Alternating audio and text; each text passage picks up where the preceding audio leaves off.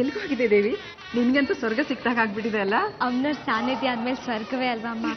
ಅಮ್ಮ ಅಲ್ಲಿ ಚಾಮುಂಡೇಶ್ವರಿ ಮಹಾತ್ಮೆ ಹರಿಕತೆ ಶುರುವಾಗಿದೆ ಅಂತೆ, ಬಾ ಹೋಗೋಣ.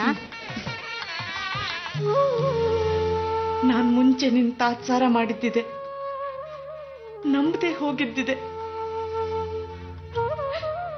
ಆದ್ರೆ ಇವತ್ತು ನಿನ್ನ ಕ್ಷೇತ್ರದಲ್ಲಿ ಅಕ್ಕಂಗ್ ಕಣ್ ಬಂದಿದೆ. ಕ್ಷೇತ್ರಕ್ಕೆ ಹೋದ್ರೆ ಕಣ್ ಬರುತ್ತೆ ಅಂತ ದೇವಿ ಕೋಟಿ ಸಲ ಹೇಳಿದ್ ನೆನಪಾಗ್ತಿದೆ ಅಮ್ಮ.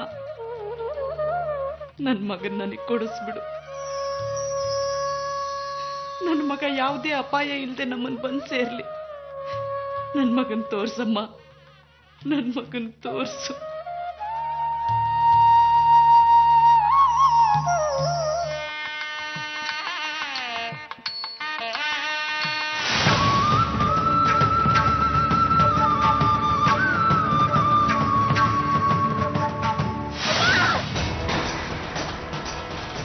ಬೀಸದ ಮೇಲೆ ಬಾಯ್ ಬಿಡ್ತೀಯೋ ಮತ್ತು ಬೀಸೋಕ್ಕಿಂತ ಮುಂಚೆನೆ ಬಾಯ್ ಬಿಡ್ತೀಯೋ? ನನ್ಗೆ ಕಾಂತ ಸಿಕ್ತು, ನೀವ್ ಹೇಳದ್ನ ಕೆಟ್ರೆ ಸಂಕ ಅಂತ ಗೊತ್ತಾಗಿಲ್ಲ ನಂಗೆ. ನನಗೆ ಸಂಕ ಬೇಕು. ಅಪ್ಪನ ಸಲಸು ಅಂತ ಅವನೇ ಕೆಟ್ಟು ಒಪ್ಪತ್ತಾತು. ಸನ್ನಿಯಲ್ಲೋಳು, ಸನ್ನಿಯಲ್ಲೋಳು. ಇಲ್ಲ ಅವಳೆ ಚನ್ನಿ.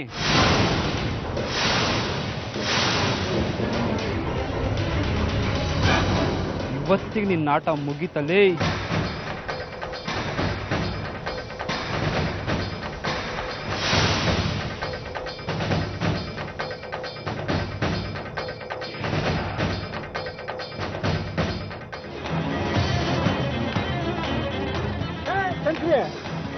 ಯಾಕೆ ಹಿಂಗ್ ನೋಡ್ತಿದ್ಯಾ? ಮಾರನ್ ಸಿದ್ಧ ಇಲ್ಗೋ ಬಂದ್ಬಿಟ್ಟಾನೆ, ಹಿಡ್ಕೊಂಡ್ಬಿಟ್ಟಿದ್ದ ನನ್ನ. ಪೊಲೀಸ್ ಅಪ್ಪ ನೋಡಿ ಪರಾರಿ ಆಗ್ಬಿಟ್ಟ. ಅದು ವಾರ ಎಲ್ಲ ಇನ್ಮೇಲೆ ಟಿವಿಲಿ ಬರ್ತಾ ನೋಡ್ತಾ ಇರೋ.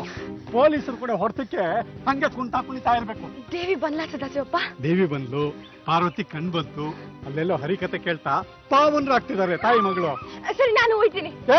ಚೆನ್ನಿಯಲ್ಲೇ? ಅದೇ ಗೊತ್ತಾಯ್ತಿಲ್ಲ. ಮಾರ್ಸಿದ್ದ ಹುಡುಗರ ಕೈಲಿ ಸಿಕ್ಕಾಕೊಂಡವಳು ಏನೋ. ಅವಳ್ಯಾಕೆ ಸಿಕ್ಕಾಕೋತಾಳೆ? ಬಾರನ್ ಸಿದ್ದ ಪೊಲೀಸ್ನವ್ರ ಕೈ ಸಿಕ್ಕಾಕೊಂಡ್ರು ನರಳ್ತಾ ಇರ್ತಾ ನೋಡ್ತಾ ಇರೋ.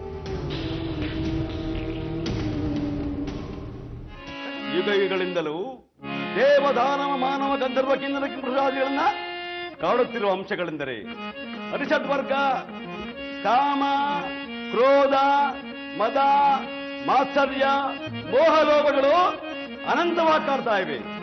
ಇಂದಿನ ಕಥಾಭಾಗದಲ್ಲಿ ಮಹಿಷಾಸುರ ಎಂಬತಕ್ಕಂಥ ರಕ್ಕಸ ಆ ಬ್ರಹ್ಮದೇವನಿಂದ ಅಜೇಯತ್ವವನ್ನು ಪಡೆದು ಹಂಸವಾಹನ, ಓಂ ಸರಸ್ವತಿ ಪ್ರಿಯಕರ, ಓಂ ಬ್ರಹ್ಮದೇವ ಸಾಷ್ಟಾಂಗ ನಮಸ್ಕಾರ ಏನು ಮಾಡಬೇಕಂದ? ದೇವ, ನಾನು ಅಮರನಾಗಬೇಕು.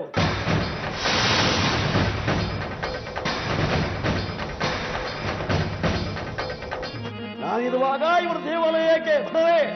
ಎಲ್ಲ ದೇವಸ್ಥಾನಗಳನ್ನು ಸಮ ಮಾಡಿ ಎಲ್ಲೆಲ್ಲೋ ಕಟ್ಟಿಸಿದ ಮಂದಿರವನ್ನ ನನ್ನ ಮೂರ್ತಿಯನ್ನು ಪ್ರತಿಷ್ಠಾಪನೆ ಮಾಡಿ ಕಾಲ ಎಂತವರೇ ಓಂ ಮಹಿಷಾಯ ನಮಃ, ಓಂ ರಕ್ತಾಯ ನಮಃ.